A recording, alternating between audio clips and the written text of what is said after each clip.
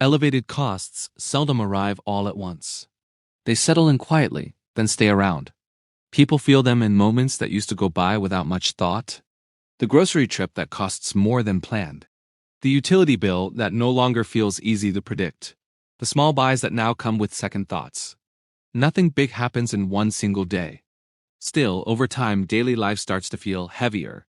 What stands out is that many people do not talk about luxury or extras. They talk about daily routines, about how normal choices now need careful thinking. Whether to replace something that broke or try to make it last a bit longer, whether a short drive is really worth the gas. Whether a habit that once felt fine still fits the budget. These are not signs of panic. They are signs of change. That is what makes this time so different. There has not been a sudden crash or one clear breaking point. Paychecks still arrive. Work still gets done. From the outside, things look okay. But underneath, something has changed. The cost of daily life has slowly risen to a point where people keep adjusting, quietly trading comfort for control, ease for caution. This video is not about fear, and it is not about blame. It is about understanding how higher costs are changing the daily habits of Americans in ways that often go unseen, how routines are being redone not because people want less, but because they are trying to stay steady in a world that keeps asking for more. Because the real story is not just that things cost more than before. It is how those higher costs are reshaping daily choices slowly, without stop, and one small change at a time. The first clear sign that higher costs are changing daily life is not a crisis. It is pause. People start to stop in moments that used to feel automatic. A quick stop at the store turns into mental math. A normal buy gets put off. A familiar habit suddenly feels like a choice. Many Americans describe this change in almost the same way. I did not stop doing things all at once. I just started doing them less. Less eating out, less driving without need, less replacing items right away. Less saying yes without checking the balance first. These are not big cutbacks. They are quiet changes that add up over time. What matters is that these changes are not driven by poor planning or sudden wants. They are driven by awareness. When prices go up on basics, housing, utilities, food, transport, there is less room for mistakes. People no longer feel free to handle small surprises. A bill higher than expected or an unplanned cost can affect the rest of the month, forcing choices that did not exist before. You can hear it in how people talk about daily decisions. Someone keeps wearing shoes with worn-out soles because replacing them does not feel urgent enough. Another puts off a doctor visit because the copay and time off work do not fit easily into the budget. A family cuts back on weekend activities not because they cannot afford them alone, but because everything else already feels tight. These changes do not happen because people suddenly care less. They happen because priorities get reshuffled. When the cost of staying okay goes up, comfort and ease quietly move down the list. People start aiming for steadiness. They look for things they can predict. They choose what feels safer over what feels fun. There is also a mental side to this change. Constant rethinking creates tiredness. When every choice has a price tag that feels heavier than before, even small decisions become tiring. Over time, that stress changes behavior. People plan less on the spur of the moment. They become more careful. They hold back not out of fear, but to protect themselves. This is how higher costs start to reshape daily habits. Not through sudden loss, but through quiet limits. Life does not fall apart. It shrinks. Routines get cut at the edges. Expectations drop a little, then a little more. And because these changes happen slowly, many people do not even notice them until they look back and see how much has changed. Higher costs do not break routines overnight. They quietly push people to rewrite them. And once those new habits take hold, they start affecting every other part of daily life, from where people live to how they get around to what they buy and what they decide they can do without. For many Americans, higher costs become real the moment housing comes into the talk. Not because shelter is new or surprising, but because it has quietly become the biggest weight in the budget. Rent or mortgage payments do not just take a bigger share of income. They set the tone for everything else. You hear it in how people talk about where they live. Not with excitement or plans, but with a sense of being stuck. Renters hesitate to move, even when their place no longer fits their needs, because they know the next one will likely cost more. Homeowners put off upgrades or repairs, hoping nothing breaks because the buffer they once had is gone. Housing costs have a special power because they are fixed and unavoidable. You can skip a restaurant meal, you can delay a buy. but rent is due every month, no matter what. When that payment grows faster than income, it does not just strain the housing part of the budget. It squeezes everything below it. Food, transport, savings, and even healthcare start fighting for what is left. What makes this especially hard is that housing has not gotten more expensive in a way that feels short-term. Prices may go up and down, but the base level has moved higher. Even when rises slow down, the cost rarely goes back to what people once saw as normal. That creates a sense of it being permanent. People are not waiting for relief anymore. They are adjusting to a new normal. The effects are easy to see. Some households take on roommates later in life than they planned. Others stay in homes farther from work, accepting longer commutes because it is the only way the numbers add up. Families rethink when or if they can move, grow, or shrink.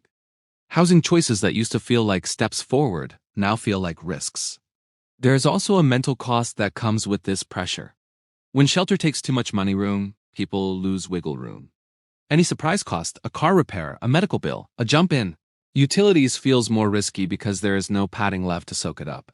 Housing becomes not just a cost but a constant need to stay alert. This is why housing acts like an anchor on daily habits. It limits options. It slows change. It forces trade-offs that spread out into daily life. People cook more at home not just to save money, but because going out feels unwise when rent is due soon. They delay trips, cancel plans, and rethink routines not because they do not want those things, but because housing has taken top spot over everything else. When shelter becomes this big, it reshapes behavior without saying a word. Life shrinks a bit. Choices feel heavier. And even when someone manages to stay housed and steady, the pressure does not go away. It just becomes the background hum of daily life. And once housing sets the tone, it opens the door to a second layer of bills that pile up around it, quietly turning steadiness into something much harder to keep. That is where the pressure really starts to build. For many households, the real surprise does not come from housing itself. It comes from everything around it. The bills that come after the rent or mortgage is already paid for. The ones that do not feel optional, changeable, or easy to plan for. People often describe these costs the same way. Okay, on their own, too much together. An electric bill that used to change with the seasons now feels hard to guess. Water, trash, internet, and phone service quietly go up year after year. Insurance premiums for home, renters, car rise without warning, often with no clear reason beyond rates going up. None of these costs feel over the top. But together, they start to look like a second rent. What makes these costs especially tough is that they are tied to basic needs. Utilities are not lifestyle choices. They're the price of keeping a home livable. Internet is not a luxury anymore. It is needed for work, school, appointments, and daily contact. Insurance is not optional either. It is the cost of protecting what little steadiness people have left. There is no easy way to say no. You can hear the strain in how people talk about their bills. Someone turns down the thermostat and wears extra layers inside, not to save a lot, but to avoid a shock next month. Another waits to run the dishwasher or laundry, spacing tasks out to keep use low. These are not extreme steps. They are quiet tries to get back some control. What is frustrating is that these changes do not always bring relief. Even careful households find bills stay high. Part of that is due to bigger issues. Old systems, bad weather, higher insurance risks, and fewer companies offering services all push costs up. When fewer companies control key services, price pressure does not work the way people expect. Bills go up and then stay high. This creates a constant state of watchfulness. People check use more often. They worry about opening statements. They brace themselves before logging in. Over time, that watchfulness gets tiring. When you are always waiting for the next bill, it is hard to feel settled, even in your own home. These costs also shrink the room for errors. A jump in electricity or insurance does not just hit that part of the budget, it forces cuts elsewhere. Maybe groceries get tighter this month. Maybe savings stop again. Maybe something else goes on the credit card. The pressure does not go away, it moves. This is how higher costs quietly turn daily living into a balancing act. Not through one big cost, but through a steady buildup of must-pay bills. The home becomes harder to keep up, even if nothing about it changes. Steadiness takes more attention, more math, and more holding back than before. And once housing and utilities have taken their share, people start feeling the pinch in another key area. That is just as vital, getting where they need to go. Because in much of the country, daily life still depends on one thing above all: transportation. Transportation is one of those costs people do not think about until it lets them down. When it works, it blends into the background. When it gets expensive, unreliable, or both, it takes over the budget and daily life.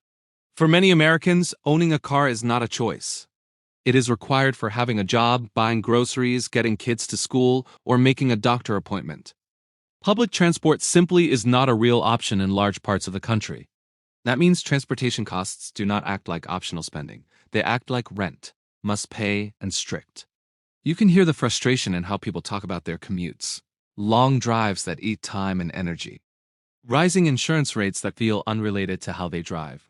Repairs that cannot wait even when money is short. One single breakdown can throw off a whole month's money plan. When a car stops working, life does not stop, but the bills keep coming. Car payments tell a similar story. Many households are stuck in loans taken when prices and interest were already high. Even used cars now come with monthly payments that match rent in some places. Add insurance, gas, upkeep, and registration, and transportation quietly becomes one of the biggest costs in the household, often without giving any feeling of better or easier life. The pressure shows in behavior. People combine trips to save gas. They drive less not because they want to, but because every mile feels costly. Some put off regular upkeep, hoping nothing goes wrong. Others delay job changes or chances because moving or driving farther is not doable money-wise. Transportation stops being a way to get around and starts feeling like a limit. There is also a time cost that rarely gets counted. Long commutes drain energy that could go to family, rest, or planning. When people spend hours each day just getting to and from work, the idea of earning more does not feel as easy as it sounds. More work often means more driving, more gas, more wear on the car, and more costs on top of already tight budgets. This is the quiet trap of higher transportation costs. They do not just take money, they take freedom. They limit choices. They shrink the range of daily life. And because transportation is tied so closely to making a living, the pressure feeds itself. You need the car to work. You need work to pay for the car. Once transportation takes that much budget room, people look for relief elsewhere. They cut what they can. They delay what they can. And eventually, they feel the pinch in the place that hits most often and most emotionally, the grocery store. If there is one place where higher costs are impossible to miss, it is the grocery store. Not because people do not expect food to cost money, but because it is where the gap between work and result becomes hard to accept. You walk in with the same habits, the same rough list, the same plan to be careful, and you walk out having spent more than intended. Again, many people describe the same moment at checkout. They look at the total and feel puzzled, not shocked. Nothing fancy went in the cart. No special treats, no big extras, just the basics. And yet the number is higher than it feels it should be. That quiet gap is what makes groceries so mentally draining. It happens every week, sometimes more. What has changed is not just the price of food, but how people deal with it. Shoppers look at shelves more closely. They compare unit prices. They switch brands they once trusted for cheaper ones. Fresh items get compared to shelf-stable ones. Protein gets stretched. Meals get simpler. These are not big sacrifices. They are practical changes, but they add up. Food is different from other costs because it is ongoing. You can delay a buy or skip an outing, but groceries come around every few days. Even when prices stop rising fast, they rarely drop back to old levels. That creates a new normal that slowly takes away wiggle room. Every grocery trip becomes a reminder that budgets do not reset, they tighten. There is also a deeper side to this change. Food used to feel like one of the few areas where families could still choose comfort, tradition, or care. Cooking a favorite meal, buying items that felt healthy. Now those choices carry more weight. People trade quality for amount. They buy what lasts instead of what they like. They plan meals around cost first, enjoyment second.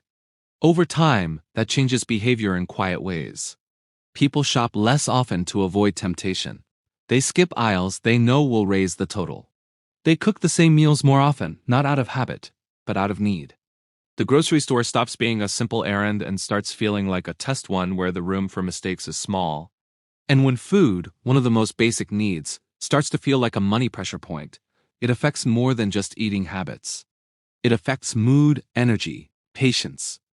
It strengthens the sense that there is no extra room left in the system. that even doing everything right still leads to strain. For many households, this is the point where coping turns into making up the difference. When cutting back is not enough, when basics still do not fit neatly into the budget, people start relying on something else to bridge the gap. Not because they want to, but because they have to. That is where credit quietly comes in. For a growing number of Americans, credit no longer feels like an ease. It feels like a lifeline, something used to get from one paycheck to the next without falling behind. Not because of careless spending, but because daily costs no longer match up neatly with income. People often describe using credit cards in quiet, practical ways. To cover groceries when prices come in higher than expected. To handle a utility bill that jumped without warning. To pay for a car repair or medical costs that could not wait. Credit fills the gap when timing and cash do not line up. It is not about buying more, it is about keeping things even. What makes this change hard to spot is how slowly it happens. A small balance carries over 1 month. Then another cost hits. Minimum payments feel okay, so the balance stays. Over time, interest starts to build, and what was meant to be short-term becomes a fixed part of the budget. Credit stops feeling optional and starts feeling necessary. There is also a quiet shift in thinking that comes with this use. People stop asking, "Can I pay for this fully?" and start asking, "Can I handle the payment?" That shift is not reckless, it is adapting. It shows a world where many basic costs no longer fit neatly into 1 month's income. High interest rates make this adapting expensive. Carrying balances turns normal costs into long-term debts. Groceries, utilities, and repairs do not just cost more now. They keep costing more month after month. Paying down debt fights with paying current bills, and progress can feel painfully slow, even with care. Emotionally, this creates ongoing pressure. Credit statements become reminders of how thin the buffer has become. Balances show not overspending, but the strain of a system where staying steady requires borrowing. When credit becomes part of daily survival, it points to something bigger than personal money choices. It points to the fact that the cost of keeping a normal life has outrun the supports meant to help it. And over time, that gap does not just affect money. It reshapes how people think about safety, growth, and what the future really holds. That is when higher costs stop being just a money problem and start becoming a mind one. When you step back and look at the whole picture, it becomes clear that higher costs are not just changing what Americans buy. They are changing how Americans live. Daily habits have been reshaped not by sudden crash but by ongoing pressure. Small changes made week after week slowly redefine what feels normal, what feels possible, and what feels out of reach. This is not about personal failure or bad choices. It is about moving through a world where the cost of staying steady keeps rising even when effort stays the same. Understanding that difference matters. It helps explain the tiredness, the caution, and the quiet trade-offs people make just to stay balanced. The real question now is not whether prices will ever feel lower.